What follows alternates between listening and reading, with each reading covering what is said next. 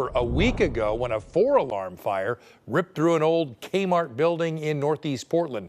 KOIN 6 has learned residents living in the aftermath have filed a potential lawsuit against the owners of that building. The class action complaint filed this week alleges the owners failed to maintain the property, and that led to that fire and dangerous debris afterwards, which continues to impact Park Row's residents. Digging deeper into this, our Joelle Jones has the very latest on the complaint and the cleanup efforts tonight. Joelle. That's right. And this complaint, as well as documents obtained by KOIN 6 News, show that the property owners received a city violation just this month.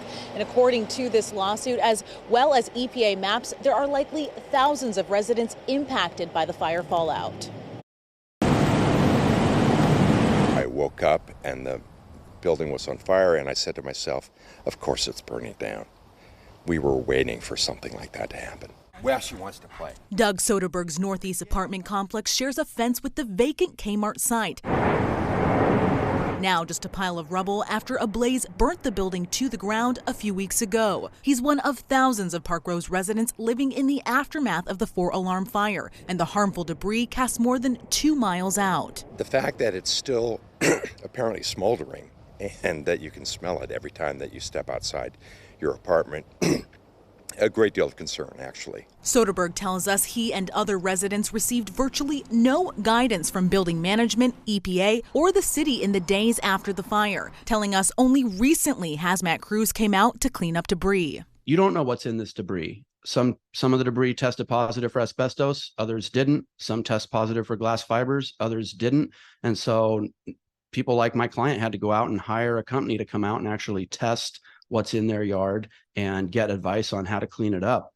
These materials are toxic and they don't belong in anybody's yard or garden or home. Attorney Michael Fuller is working to represent residents living in the nearly 2,000 homes impacted by the fire. The class action complaint filed on behalf of a homeowner claims the partial property owners RFC and Prologis failed to safely maintain the property, writing, quote, by allowing the derelict building on the property to accumulate dangerous and flammable materials, as well as allowing unhoused individuals to freely enter the site without appropriate supervision or safety precautions, defendants failed to maintain the property so as not to interfere with the neighbor's property.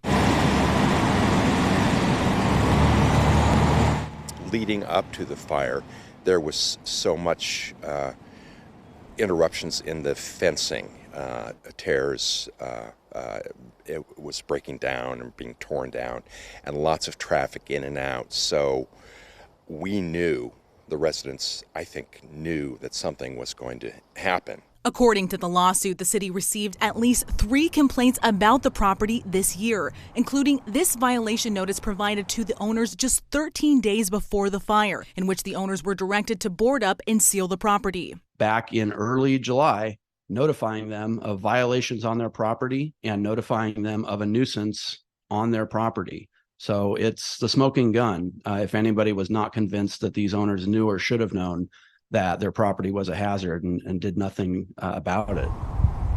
KOIN 6 reached out to the building owners named in the lawsuit, and while we did not hear back from RFC, Prologis tells us they have not yet received a copy of the complaint, but stated in part, quote, the fire last week was an unfortunate and unexpected event. It is our understanding that an arson investigation is still underway. We have been working with the public agencies to help respond, including helping clean community parks and schools. But for those waking up to hazmat crews still breathing smoky air, we're told some of these efforts come too little, too late. There seemed to be a lot of concern and action after the fact, but leading up to, when a lot of the residents knew that something was going to happen, there was no preparation, no warning, no nothing.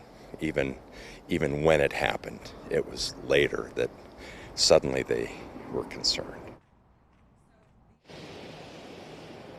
Now, in addition to cleaning up nearby parks and schools, Prologis says since Friday they've been sending cleanup crews to pick up debris throughout the neighborhood. For those looking for more information on the cleanup efforts as well as how to request debris removal, we have linked out contact details at KOIN.com. Reporting live in Portland, I'm Joelle Jones, KOIN 6 News.